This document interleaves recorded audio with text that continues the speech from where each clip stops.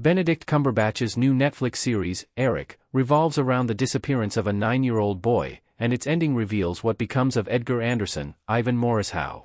Edgar goes missing at the beginning of Eric's first episode, leaving his parents desperate to find him. While Cassie Anderson, Gabby Hoffman, pursues ordinary avenues, like missing persons posters and rewards, Vincent, Cumberbatch, believes the puppet his son designed will help bring him home. Cumberbatch's lead grows increasingly unstable as Eric continues, but he isn't totally wrong about this approach. While the Andersons grapple with the trauma of losing their son, Detective Michael LeDroit, McKinley Belcher III, takes on the case.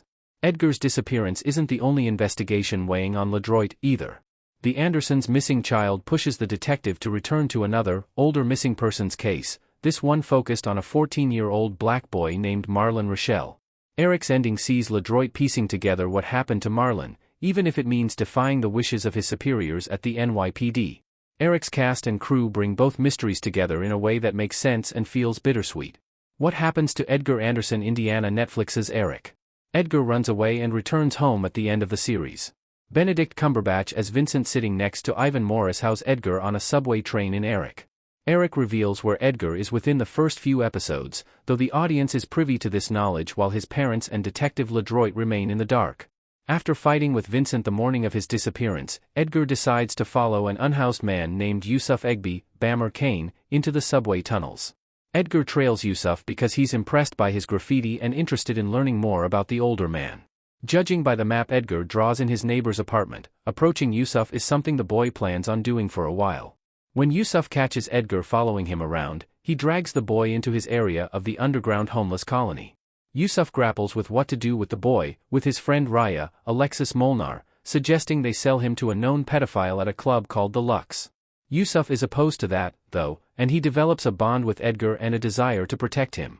However, returning him to his parents could get Yusuf in trouble, even though Edgar is the one who sought him out. Yusuf still almost brings Edgar home in exchange for Cassie's monetary reward, but the NYPD releasing his image prevents him from following through. And after the subway colony is raided by the NYPD at the ending of Eric, he tasks Raya with escaping through the tunnels with Edgar. Unfortunately, the two slip while climbing through the underground passage. Raya ends up drowning, but Edgar is fortunate enough to get to a grate. After making it back to the surface, he eventually reunites with his parents, marking a surprisingly happy ending for the Anderson family. What happened to Marlon Rochelle, and was it related to Edgar's disappearance? Detective LeDroit discovers the truth about Marlon's disappearance.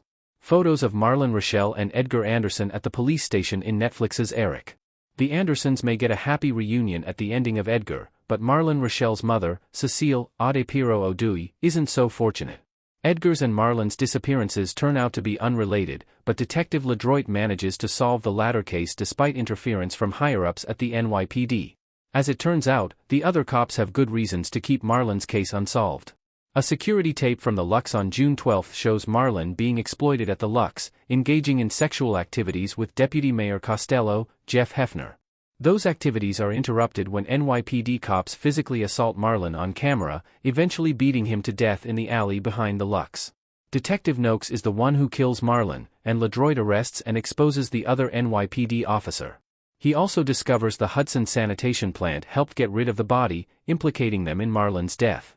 Although Captain Cripp, David Denman, warns LeDroit that he's putting a target on himself, the detective stays true to himself and his self-proclaimed rage. The end of Eric sees the men involved in Marlon's death arrested and publicly outed, though TJ, the Lux employee who got rid of the footage and was involved with the club's ongoing underage sex ring, skips town before arrests start happening.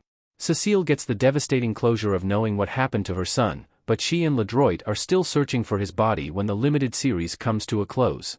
Cecile also gives a poignant speech about the need to do better during one of the last scenes of Eric. It ties into the overall themes of the Netflix series well.